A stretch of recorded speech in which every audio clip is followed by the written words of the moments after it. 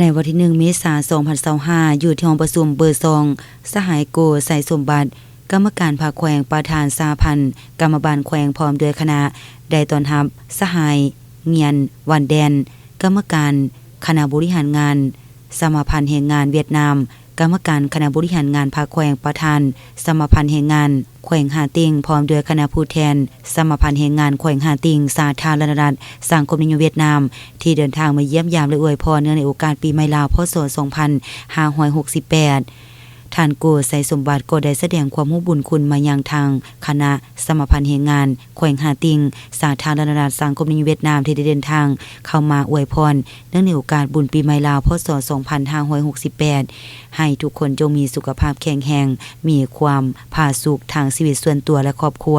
และหน้าที่การงานให้มีความก้าวหน้าพร้อมทางรายงานการพัฒนาเศรษฐกิจและสังคมของแขวงและผลงานการเคลื่อนไหวของสหพันธ์กรรมบาลแขวงให้คณะผู้แทนสมาพันธ์แห่งงานแขวงหาติงได้รับทราบ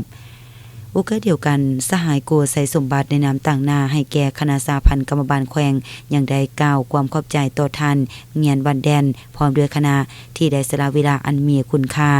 เดินทางมาอวยพรคณะสหพันธ์กรรมบาลแขวงและประชาชนบรรดาเผ่าชาวแขวงบุรีคำไซ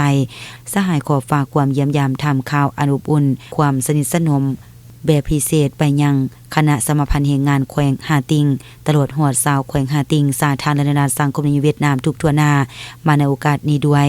พร้อมนี้ก็ขออวยพรให้สายพัวพันมิตรภาพอันยิ่งใหญ่ความสามัคคีแบบพิเศษและการพัวพันร่วมมือหอบด้านระหว่างลาวและเวียดนามว่ารวมว่าเฉพาะแม่นแขวงบุรีคำไซและแขวงหาติงจงมั่นคงทะนงแก่นตลอดไป